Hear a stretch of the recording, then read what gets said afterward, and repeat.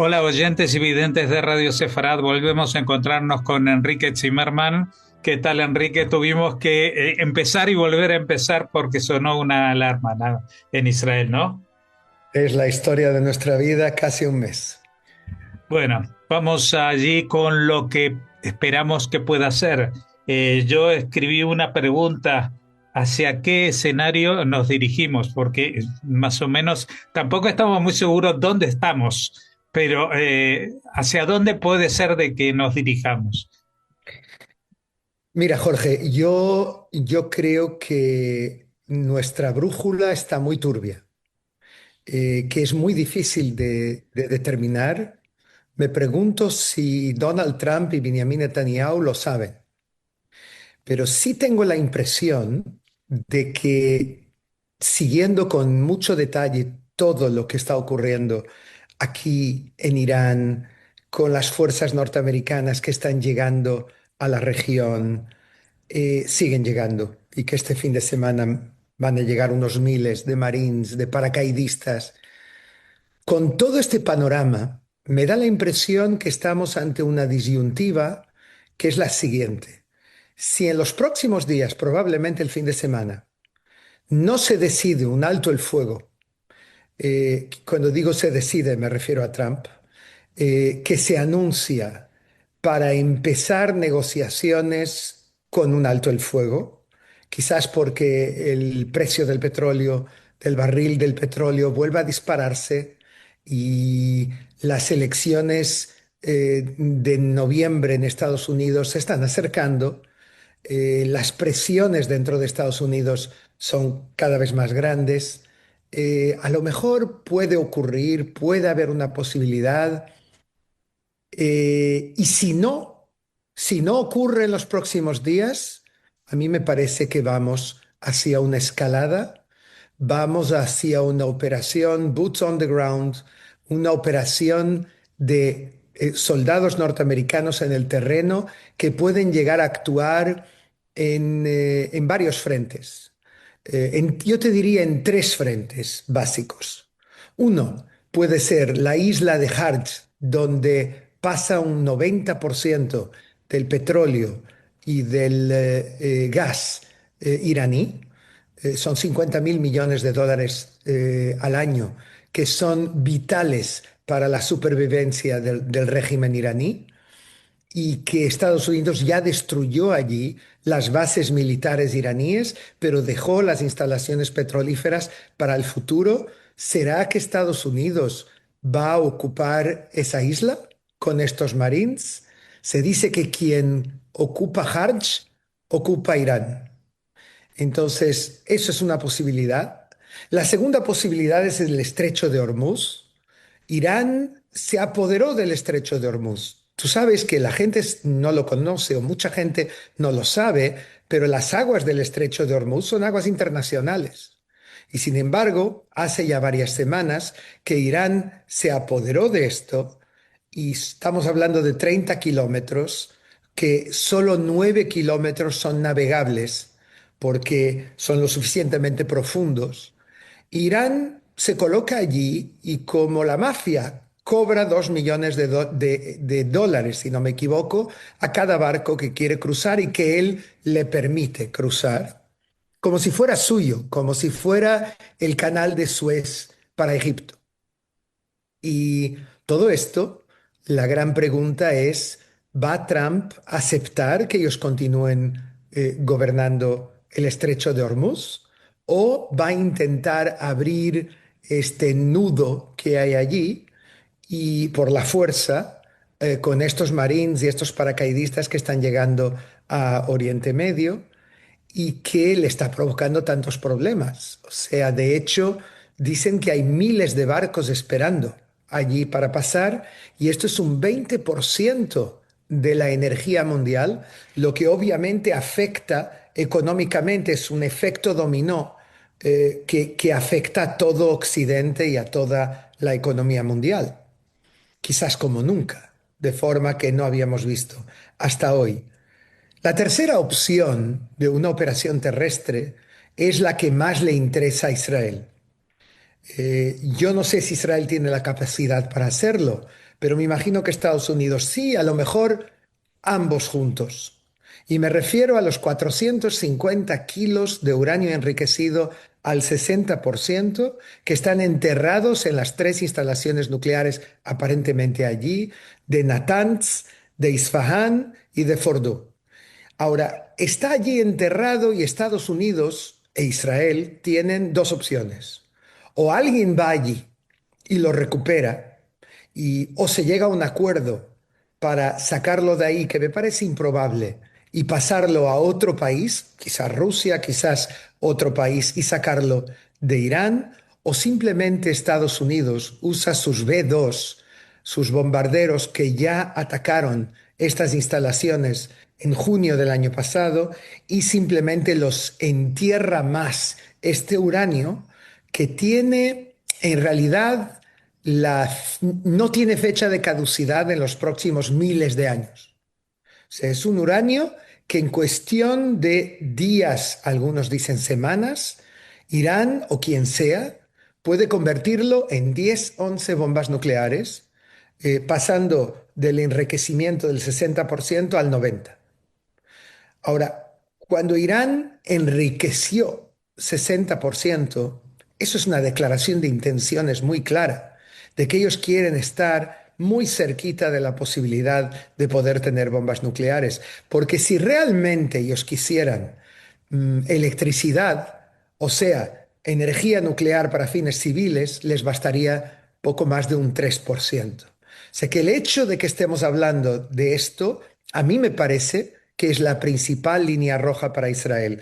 Estados Unidos tiene que decidir si va a atacar con soldados, con alguna operación terrestre, y tiene que elegir entre la isla de Harz, Hormuz o el uranio enriquecido enterrado en las centrales nucleares. Eh, Daba la impresión de que cuando se hablaba del uranio enriquecido, era porque Irán lo había sacado antes del bombardeo de esas centrales. Pero no es así. Tú dices que está dentro de las propias centrales enterradas. Por lo menos una gran parte de él está allí, está cerrado en contenedores y como te digo, para Israel, Israel tiene muchos objetivos, pero este es existencial. O sea, hay que impedir a todo precio que Irán obtenga entre 10 y 11 bombas nucleares. Si me dices a mí, incluso entre 2 y 3, pero eso es suficiente para cambiar el estatus de Irán y yo me pregunto si después de esta guerra, ¿por qué no nos equivoquemos? Por más chulería y arrogancia de Irán y por más guerra propagandística, Irán ha recibido un golpe sin precedentes en los últimos 250 años, quizás más. Irán vio su régimen decapitado en 40 segundos, en el primer minuto del ataque israelí, cuando 40 de sus líderes, entre ellos el líder supremo, el hombre que más identificado con el régimen en los últimos 37 años, el hombre que sustituyó al único líder anterior que fue el Ayatollah Khomeini, el hombre cuya doctrina era el objetivo primordial es eliminar el Estado de Israel. Todo esto, este hombre y muchos más en su entorno fueron eliminados en segundos. Luego, obviamente, hubo ataques y sigue habiendo hoy mismo contra las industrias militares iraníes, ataques muy potentes. Estados Unidos también.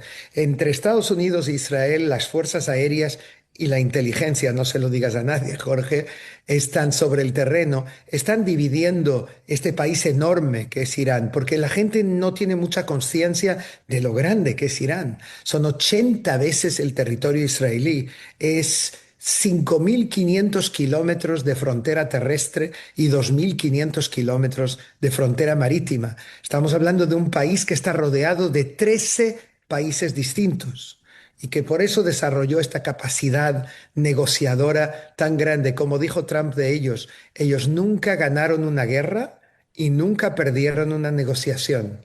Son los artistas de la negociación y para eso me cuentan que basta ir al bazar de Teherán y te das cuenta cómo saben negociar. Pero la pregunta es, ¿hay posibilidad de que este régimen, que es la pretensión de Israel, caiga en algún momento? No digo que caiga esta semana o que ahora capitulen del todo, pero hay mucha gente que dice de que se pueden recuperar de esto incluso. Es posible que empiecen un proceso de recuperación.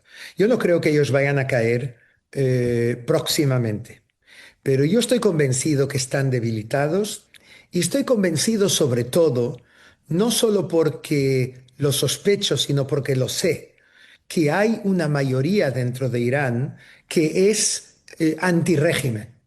No quiere decir que estén enamorados de Israel o de Estados Unidos, pero no pueden más con este régimen dictatorial que persigue a las mujeres, que mata a los homosexuales.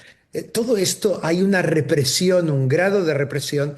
No vayamos más lejos. Yo no conozco ningún régimen que haya abierto fuego de esta manera contra sus propios ciudadanos, cuyo único pecado fue pedir democracia, pedir libertad, pedir el fin de la dictadura. Y eso fue lo que hicieron el 8 de enero y en menos de 48 horas fueron matadas decenas de miles de personas. Si son 37.000 o 50.000, a lo mejor algún día lo sabremos, no estoy seguro, pero estamos hablando de una masa humana sin precedentes y quien los mató fueron sus propios hermanos, que abrieron fuego contra ellos y que dicen que ahora volverán a hacer lo mismo si vuelven a empezar las manifestaciones. Yo tengo la impresión, Jorge, de que aún en nuestras vidas podremos volar de Tel Aviv a Teherán, no en F-15 solamente, sino en aviones comerciales.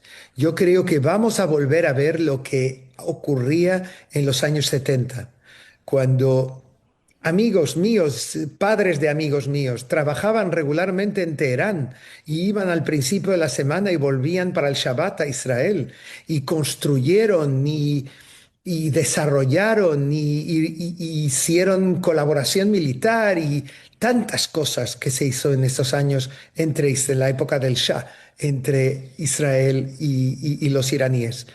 Yo creo que esto no es imposible, que puede volver a ocurrir, pero nadie sabe si va a pasar mañana, dentro de un mes, dentro de 5 años o dentro de 10.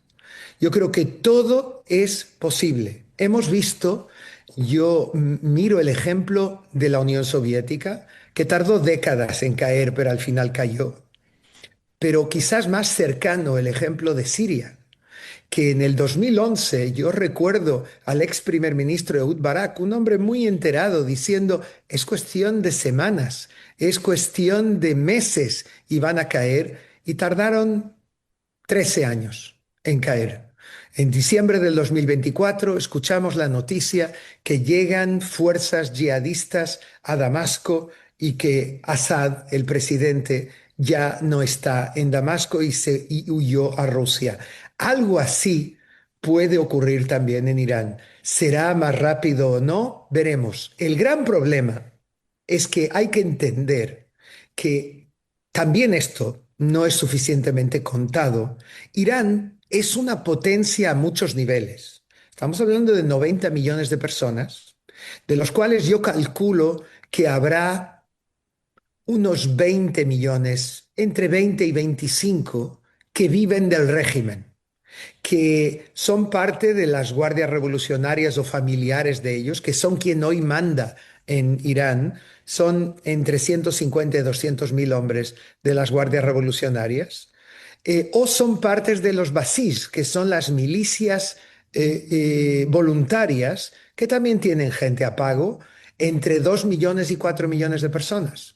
Todos ellos, de alguna manera, su futuro, sus vidas, sus sueldos, su existencia a lo mejor, depende en parte de la continuación de este régimen. Por lo tanto, ellos están luchando por su supervivencia. Pero hay una mayoría desarmada hasta hoy de, yo diría, cerca del 80% de la sociedad iraní, decenas de millones de personas, que quisiera un cambio. que quisiera ver el fin del gobierno de los ayatolas, que gritan, Jorge, esto no sé si se ve en España, porque en España no se cuentan muchas cosas, sobre todo cuando vienen a confundir un poco el panorama, a confundir con los hechos, diría yo. Gente grita en los balcones de las principales ciudades de Irán, grita muerte a Jamináí, muerte al régimen. Y luego van los Basij y las guardias revolucionarias y disparan contra esos balcones o suben a las casas y arrestan a la gente. La gente aún no está en las calles porque aún está Estados Unidos e Israel bombardeando. Cuando se acaben los bombardeos, a lo mejor tardará un poco en reorganizarlo. Quizás tardará un poco también el que Reza Pahlavi, el hijo del Shah, que tiene algún tipo de influencia sobre la multitud, dé un mensaje a la población y ellos salgan a la calle. No sabemos cuándo va a ocurrir, pero yo creo que hay buenas posibilidades de que aunque el régimen intente reconstruirse, pueda la mayoría esta lograr su gran objetivo, pero es cuestión de tiempo. Pues es cuestión de tiempo, esperemos que este tiempo nos traiga esa visión, en definitiva optimista, de lo que va a ser lo que estamos sufriendo y viviendo en estos días. Muchas gracias, especialmente en momentos como este, que estás entre alarmas y bajadas al refugio. Muchas gracias por atendernos. Gracias, Jorge. Un abrazo.